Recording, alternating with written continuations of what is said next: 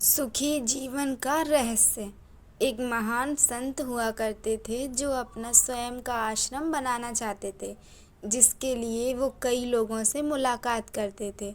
एक जगह से दूसरी जगह यात्रा के लिए जाना पड़ता था। इसी यात्रा के दौरान उनकी मुलाकात एक साधारण सी कन्या विदुषी से हुई। विदुषी ने उनका स्वागत किया और संत से कुछ समय कुटिया में रुककर आराम करने की याचना की। संत उसके मीठे व्यवहार से प्रसन्न हुए और उन्होंने उसका आग्रह स्वीकार किया। विदुषी ने संत को अपने हाथों का स्वादिष्ट भोज कराया और उनके विश्राम के लिए खटिया पर एक दरी बिछा दी और खुद फर्श टाट बिछाकर सो गई। विदुषी को सोते ही नींद आ गई। उसके चेहरे के भाव से पता चल रहा था कि विदुषी चैन की सुखद नींद ले रही है। उधर उधर संत को खाट पर नींद नहीं आ रही थी।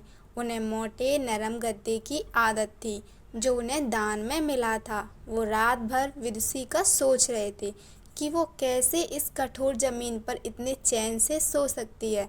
दूसरे दिन सवेरा होते ही संत ने विदुषी से पूछा कि तुम कैसे इस कठोर धरा पर इतने चैन से सो रही थी।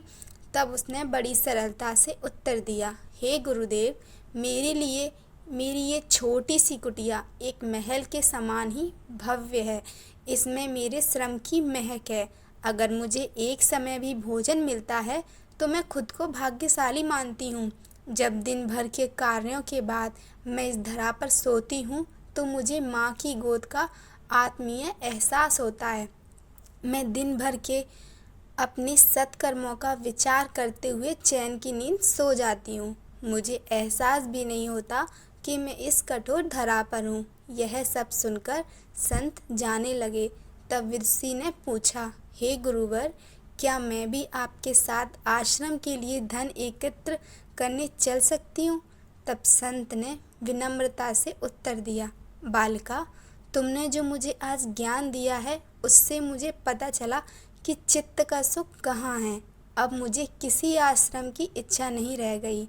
यह कहकर संत वापस अपने देश लौट गए और एकत्र किया धन उन्होंने गरीबों में बांट दिया और स्वयं एक कुटिया बनाकर रहने लगे। शिक्षा।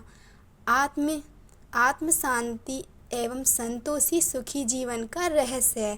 जब तक इंसान को संतोष नहीं मिलता वो जीवन की मोह माया में ही फंसा रहता है और जो इस मोह माया में फंसता है उसे कभी चैन नहीं मिलता। जीवन का सुख संतोष में है, अतः संतुष्टि ही जीवन का मूल मंत्र है। धन्यवाद।